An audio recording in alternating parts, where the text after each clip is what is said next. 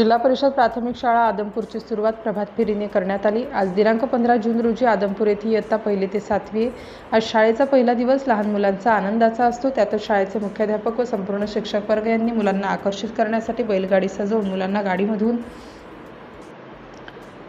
जनजागृती होण्यासाठी गावभर प्रभात फेरी काढली। भारत माता की जय, वंदे मातरमच्या जयघोषात या आनंदी वातावरण पाहून पालक वर्ग उत्तेजित होऊन शाळेकडे धाव घेते वेळी यावेळी दिसून आला।